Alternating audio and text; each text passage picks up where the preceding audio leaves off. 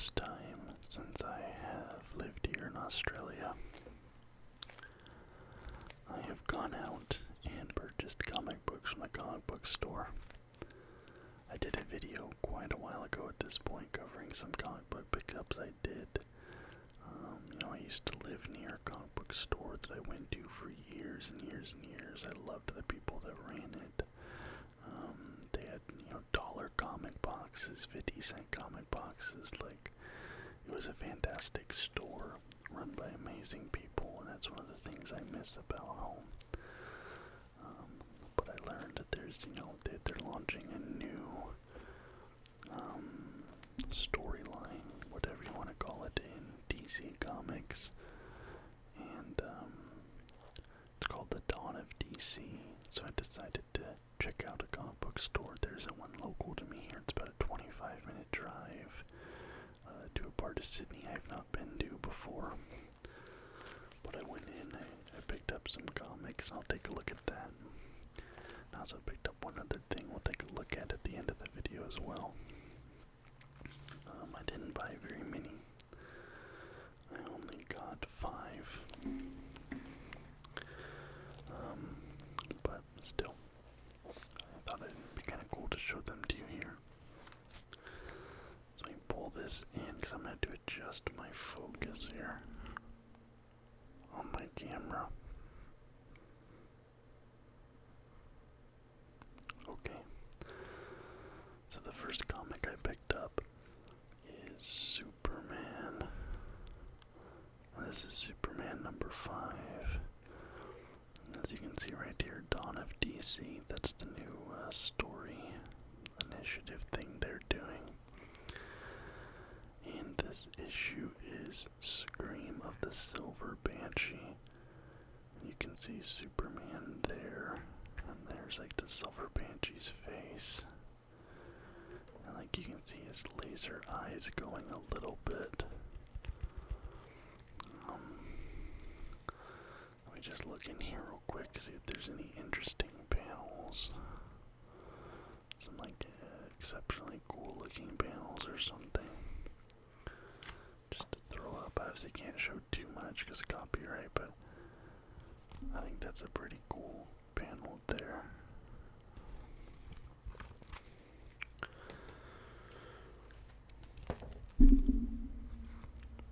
Here is Superman number 6. In Dawn of DC, Superman number 6, Superman, and this is The Chained Part 1. So it's introducing a multi-part story here. And look at the Superman art on the cover. They give him a gigantic chin. Just absolutely massive chin. Of course, huge and muscular. I don't know. I think this is probably Lois Lane here in front, but I can't be certain.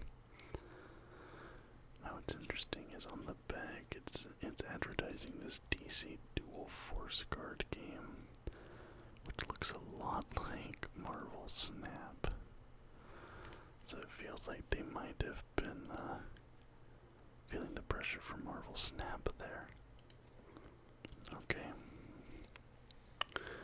And our final copy, our final issue of Superman, Superman number 7. But this is the oversized number 850 anniversary issue. As you can see there on the cover, you have a very bright and sparkly Superman, these lens flares coming off his costume. Because number 850, obviously this is only number 7, but as you see in brackets right there, it says Legacy 850. So, the Legacy issues going back to whenever they're starting this current iteration of this comic. Oh, this is a great panel. Looks like he's fighting Brainiac there. And he has some great artwork of Superman there. Really nice. Hold on, it's a little tilted. But that's some really cool. That's a really up some comics that are not Superman. Well, this one is sort of Superman related. This is Power Girl #1. Power Girl issue #1. Power Girl is probably my favorite female superhero. I did my superhero ranking video years ago at this point. But she's probably my favorite female superhero. She is an alternate version of Kara Zor-El or Supergirl. This is interesting. They have an advertisement for Justice League versus Godzilla versus Kong. That'd be a very interesting read because I can imagine the Justice League would not have much issue with King Kong and minimal issue with Godzilla, but I'm sure there are in-universe explanations for that. Oh my god, look. I think this is a preview. There's Godzilla. There's Clark and Lois. That's funny. So yeah, that's obviously not related to this Supergirl, or this Power Girl story rather. Excuse me.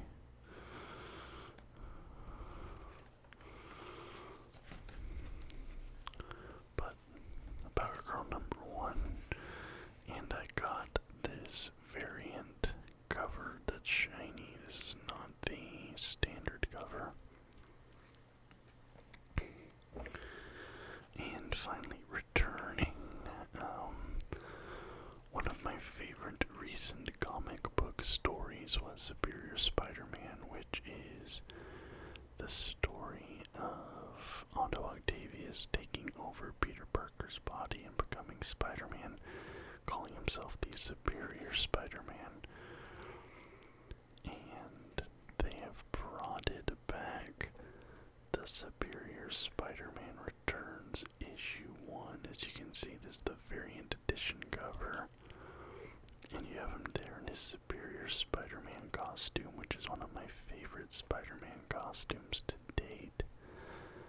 And this very interesting cover. I see a Spider-Man here. There's Dr. Octopus.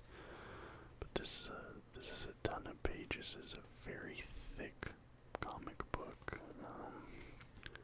Probably twice or even 3 times the length of the DC books.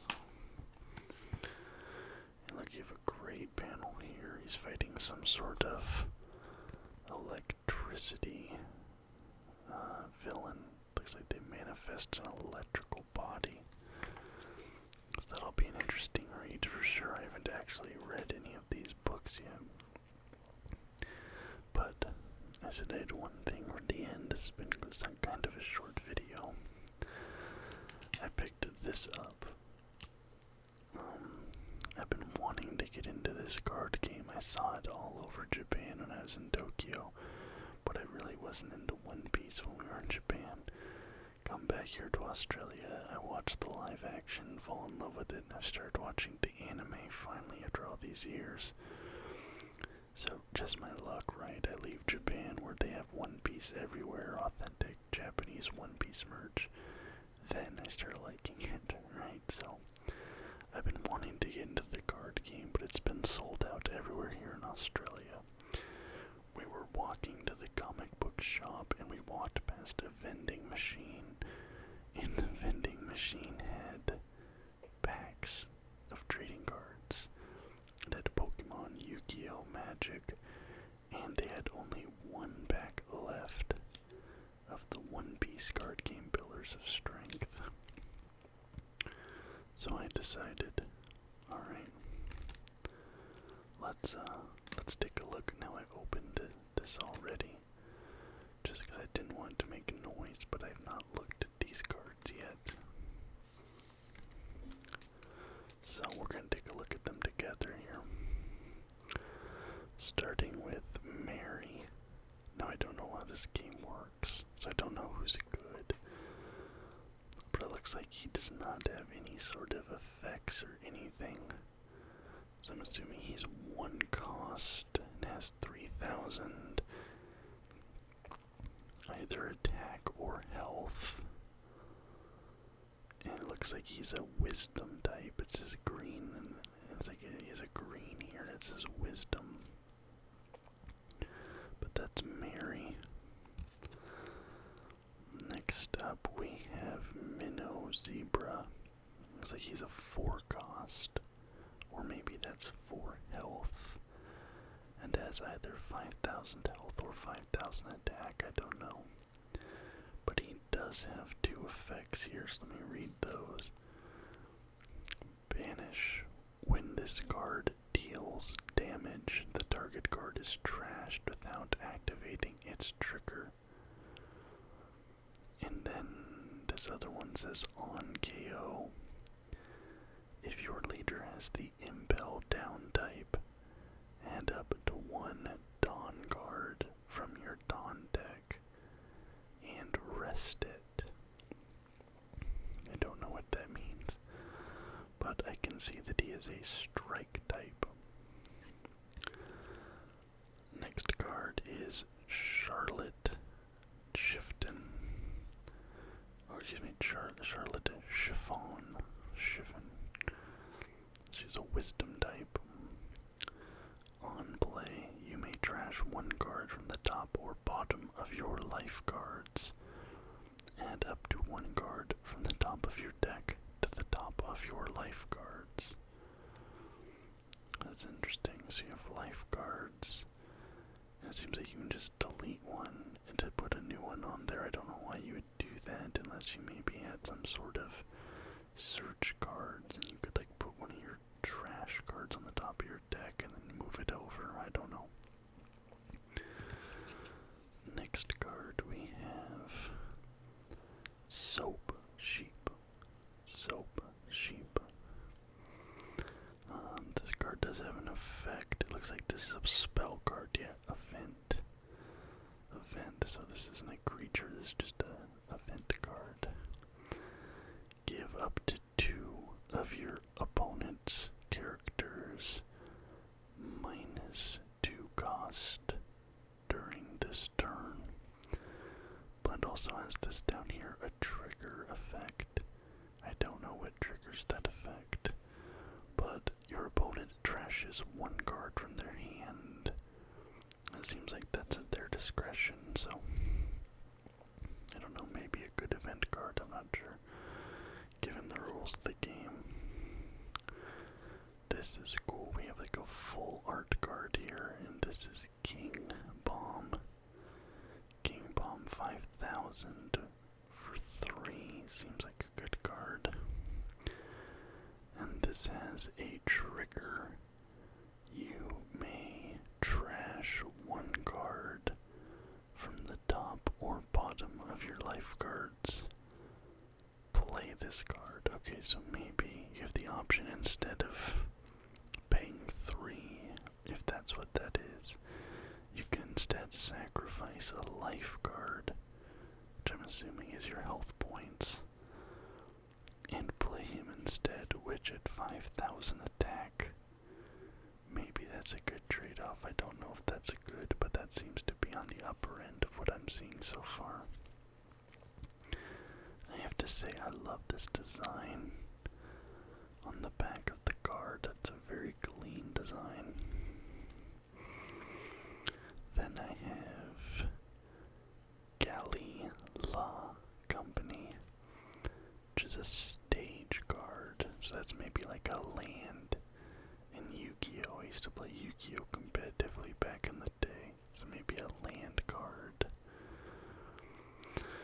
Activate main. You may rest this stage. If your leader is Iceberg, add up to 1 Dawn card from your Dawn deck and rest it. So it seems like you have your deck, and then you have a life deck and a Dawn deck. How many decks of cards do you have in this card game? This is very interesting, very complex rules, it feels like.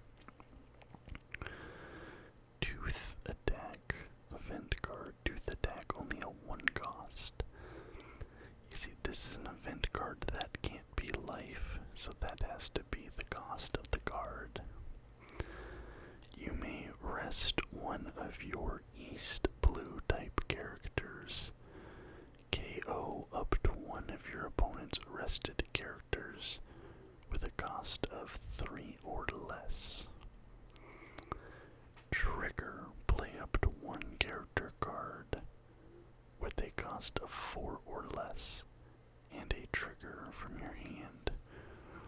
So I don't know if triggers happen after you activate the effect, or maybe this main effect activates if you play it on your turn, but triggers activate if you play it on your opponent's turn.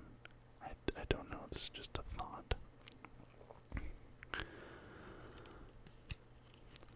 And now we have Charlotte Oven, 3 cost, 4,000 attack, I'm assuming that is. Now this says Dawn, and then it says ×1. So it mentions something about a Dawn deck, and maybe that's like equipment cards. It's like a deck of cards that are equipment cards, and you can put multiple of them on a card, I don't know. When attacking, you may trash one card with a trigger from your hand. This character gains plus 3,000 power during this battle. Okay, so if we had this card on the field with 4,000 attack, and let's say we're attacking a card that had like 5,000, right? If we attack and then discard this card because there's a trigger, he goes up to 7,000 attack and wins. That's pretty cool. Alright, we have our first as a shiny. Oh, it's not, I thought it was shiny. Zamball. Zamball, 3 cost, 2,000 attack, so I'm assuming he's gonna have some good effects here. He's a blocker. After your opponent declares an attack, you may rest this card to make it the new target to the attack. Okay, so kind of like an aggro card or a taunt card or something. You can force them to attack him. But he has low attack, so you're assuming he's probably gonna lose that exchange and get destroyed. Dawn 1. You may return the specified number of Dawn cards from your field to your Dawn deck. If your leader has the Water 7 type, draw a card. So you can play this card, take a Dawn card, take an equipment card off, I'm assuming those are, and then draw a card. Just a little bit of like a deck mobility card then, getting your cards out faster. Getting into combos and things, it could be good.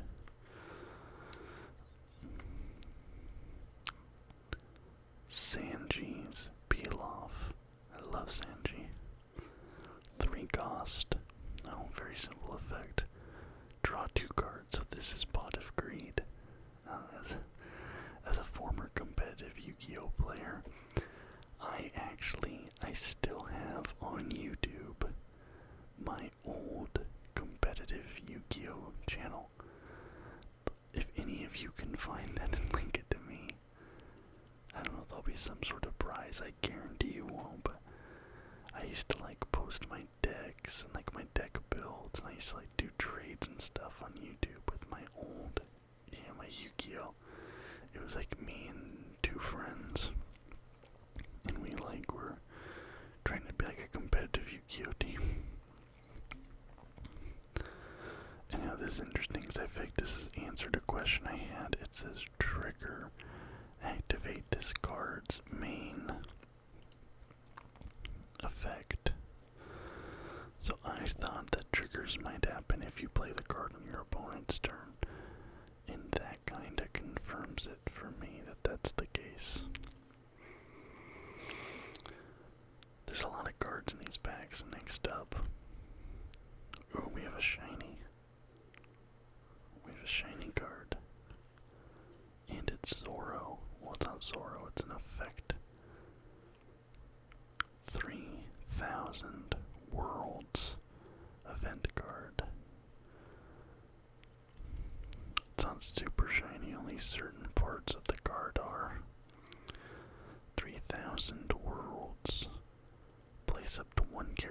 cost of 5 or less at the bottom of the owner's deck. So you just put a card at the bottom of your deck, okay? Trigger, place up to one character with a cost of 3 or less at the bottom of the owner's deck. Oh, then there must be a card out on the field. Yeah, so that's for taking a card off the field and you put it at the bottom of the deck.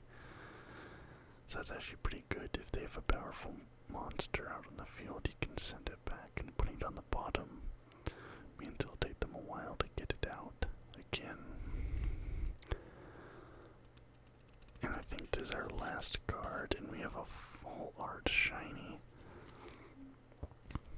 Full art shiny of Charlotte Cracker. 4 cost 5,000. A full art holographic. That's really nice.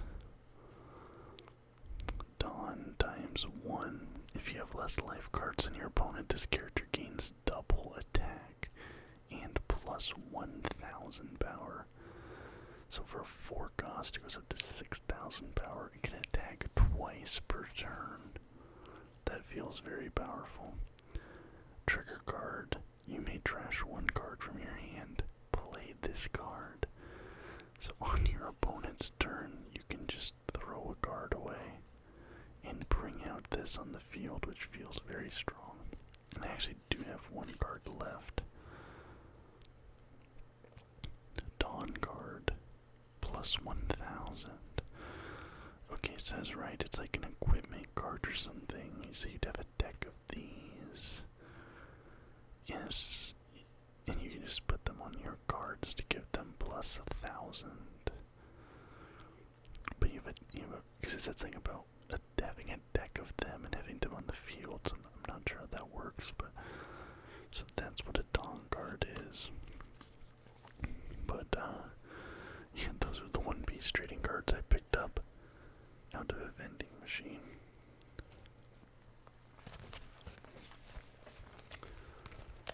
And let me adjust my focus here. Red deck.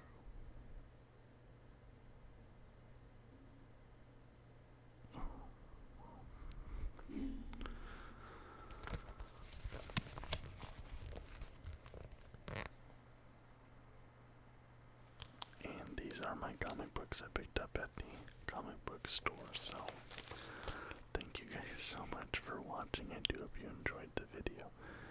If you liked it, please leave a thumbs up and subscribe to the channel for more content just like this almost every single day.